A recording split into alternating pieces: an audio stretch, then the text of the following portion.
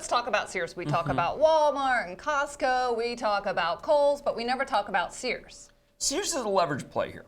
A lot of times what I look at Sears is, like, I used to cover the steel industry.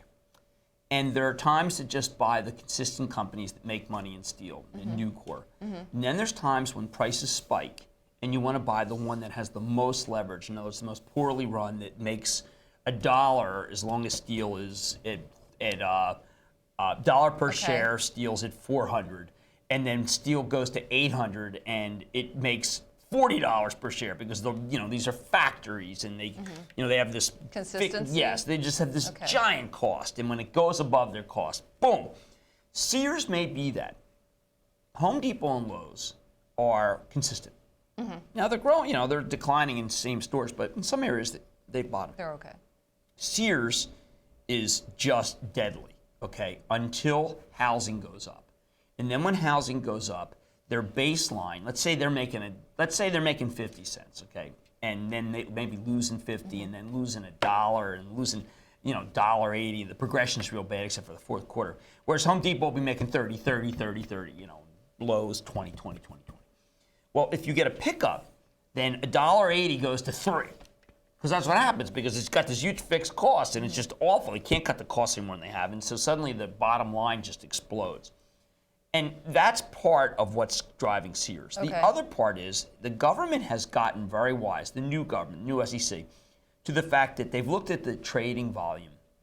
They've looked at the trading volume versus float in Bear Stearns and Lehman Brothers and realized it's just inconceivable that that many shares were trading that weren't naked short. Okay, in other words, if there's 10 million shares outstanding and 20 million are trading every day, it's inconceivable. So Sears is a victim of this. Sears probably the trading. #1 victim. And Eddie Lampert who's the CEO, and he's a friend of mine. He's the chairman.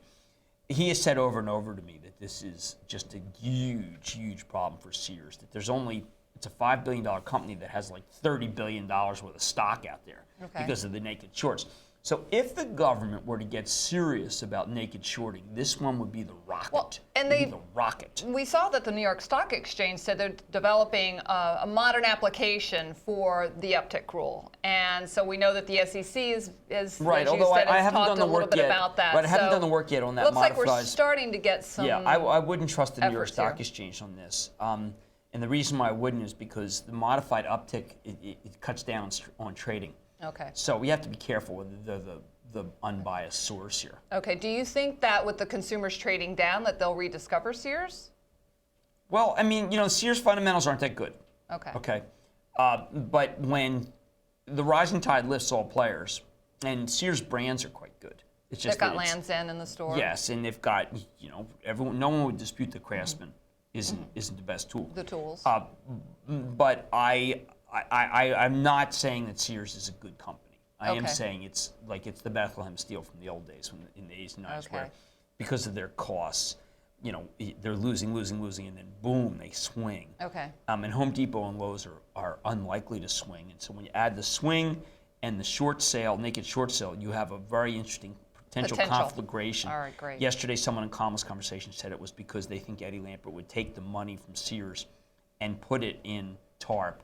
And I just don't think it makes any sense. Eddie's got a credit line. He's not supposed to use that credit line for that. Okay, so Sears not necessarily a buy, but it has potential. But I see the intrigue. Okay, great. Thank you, Jim. Yep.